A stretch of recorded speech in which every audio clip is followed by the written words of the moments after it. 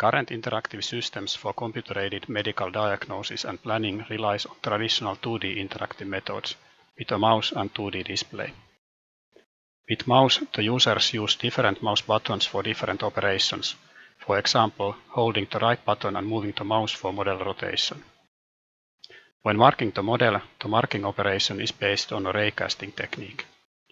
In a previous study, 2 haptic virtual reality systems were proposed for medical 3D manipulation tasks.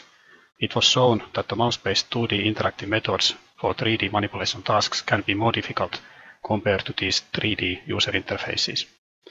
With the kinesthetic VR interface, the user wears a VR headset and uses a force feedback device as the interaction tool. The force feedback device will generate forces to simulate the feeling of touch.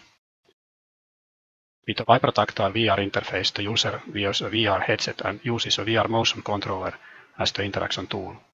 The vibration signals will notify the user of a contact to the model surface. For both VR interfaces, the user can rotate, pan, and zoom the medical model by holding the interaction tool and moving the hand in 3D space. Marking is done by reaching and touching the model surface using the tool.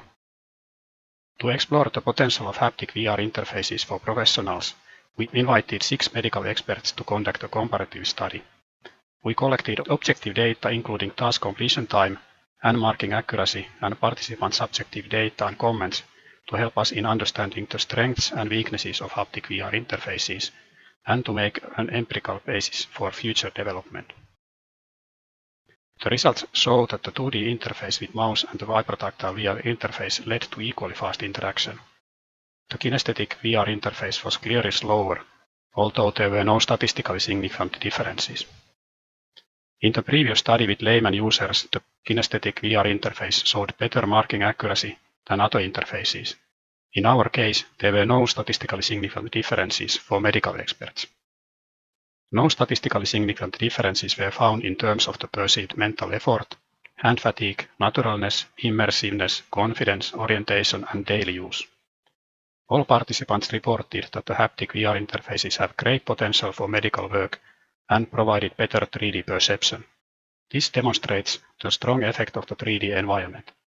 Even as the users were rather unfamiliar with the VR devices, both haptic VR interactive systems had potential to be adopted by the medical professionals. All participants mentioned that haptic feedback, especially kinesthetic feedback, was helpful for their work. Other benefits mentioned included the freehand-based interaction method and the realistic 3D environment provided by the VR headset.